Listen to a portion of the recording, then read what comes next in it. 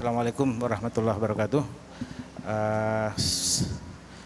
Sore hari ini Wakil Presiden akan memberikan keterangan pers pertama terkait dengan acara yang baru dilaksanakan. Ketepatan beliau didampingi oleh Bapak Menteri Kesehatan.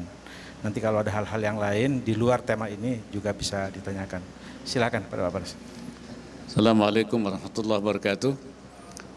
Seperti saudara-saudara lihat tadi bahwa hari ini MUI melalui Komisi Perempuan dan Remaja itu melakukan upaya untuk bersama dengan pemerintah dalam rangka penanggulangan stunting dengan tema itu untuk mencapai zero stunting. Nah, ini zero stunting ini artinya berarti harus menekan sampai 14%.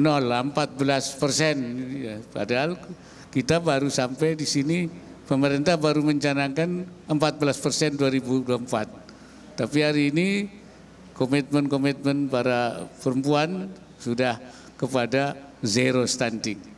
Nah, oleh karena itu kita akan merumuskan lagi langkah-langkah berikutnya. Saya kira Pak Menteri Kesehatan nanti itu. Dan ini merupakan kesadaran masyarakat untuk ikut mengambil bagian. Dan saya berharap bukan hanya dari MUI atau perempuan MUI, tapi saya minta dari semua kalangan, karena masalah stunting ini masalah masa depan bangsa. Kita ingin membangun generasi emas di 2045, syarat utamanya tentu tidak ada stunting. Oleh karena itu gerakan pada zero stunting ini menjadi begitu penting dan begitu strategis. Barangkali itu yang saya sampaikan. Silakan, mungkin ada yang ditanyakan terkait dengan acara ini. Ya, baik, saya Ragil dari Radio El Sinta, Pak.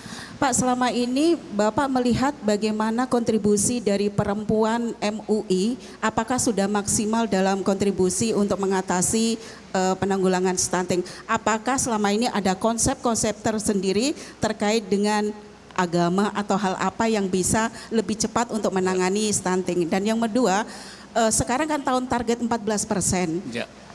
Data terakhir itu berapa persen Pak sudah mencapai? Terima kasih. Terakhir Pak Anu. Ya. Jadi memang surveinya dilakukan setiap tahun sekarang. Tadinya kan 3 tahun sekali.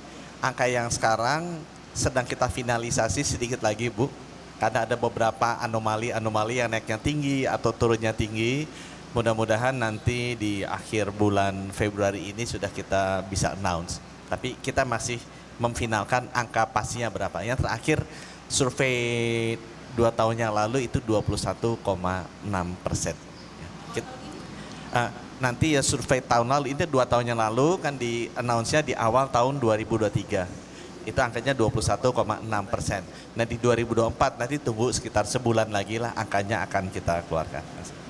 Oke. Iya, perempuan MUI itu sudah, karena MUI itu sejak awal sudah memposisikan sebagai tadi pelayan umat, Khadimul Ummah, dan kedua mitra pemerintah, ya sadiqul hukumah. Nah, masalah stunting ini masalah dua-duanya, pelayanan umat maupun juga, tetapi dirasakan partisipasi selama ini oleh MUI masih kurang optimal. Karena itu hari-hari ini melakukan rakor dan sebagainya, dan kemudian juga membuat tekad baru dalam rangka bekerja lebih optimal untuk mencapai tadi ya zero stunting. Jadi ini semacam penyemangatan baru itu di dalam rangka menanggulangi stunting. Saya kira itu. Oke. Ada yang lain, silakan. Terima kasih Pak, saya Anto dari Harian Kompas. Yang pertama Pak, Bawaslu itu mengingatkan ada potensi kerawanan kecukupan suara karena tingginya animo masyarakat.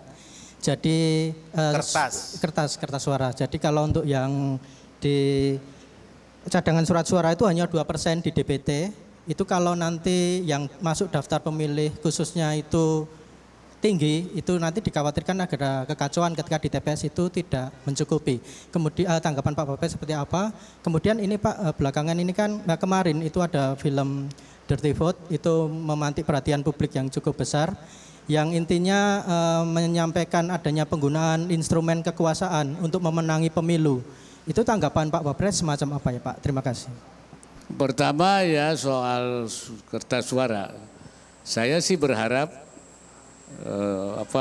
cadangan itu cukup. Tetapi saya minta kepada KPU supaya mengantisipasi hal ini. Ya, terutama di daerah-daerah yang diperkirakan akan terjadi lonjakan, kemungkinan. Seperti misalnya Jakarta gitu kan, seperti itu.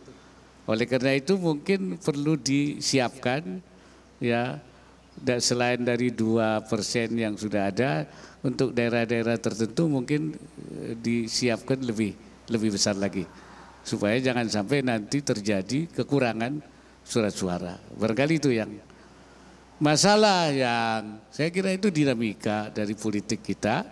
Ya, saya pikir nanti tentu pemerintah, kalau itu sasarannya pemerintah, tentu pemerintah akan memperhatikan suara-suara itu, saya kira. Ya, saya kira kita harapkan bahwa keinginan-keinginan yang lebih baik itu tentu harus direspon dengan baik pula. Barangkali itu.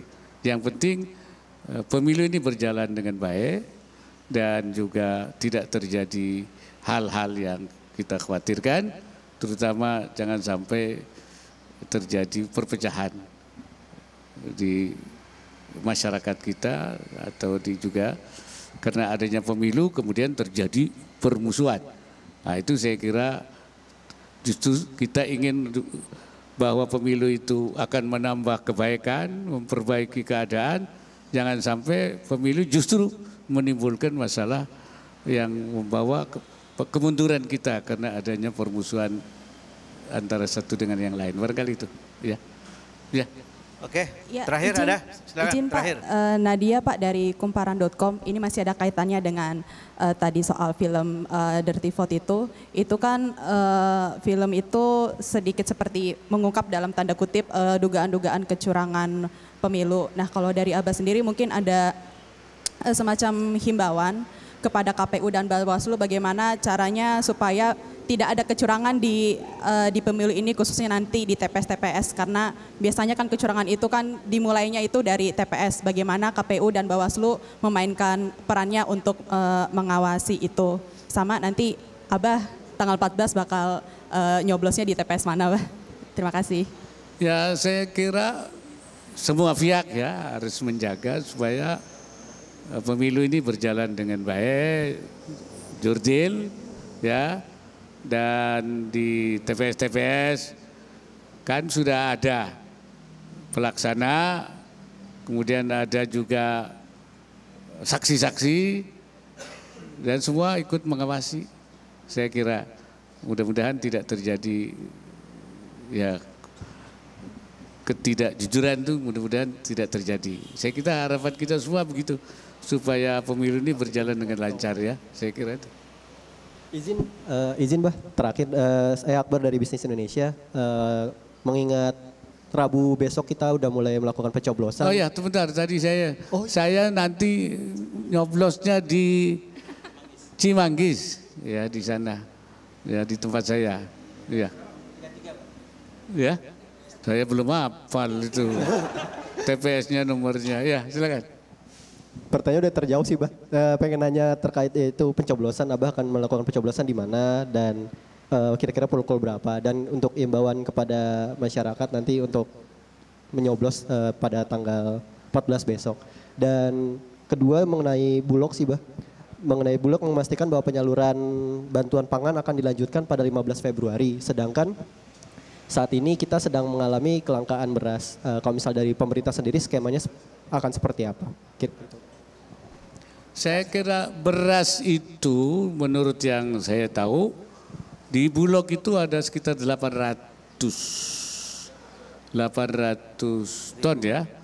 Kemudian 800.000 ton.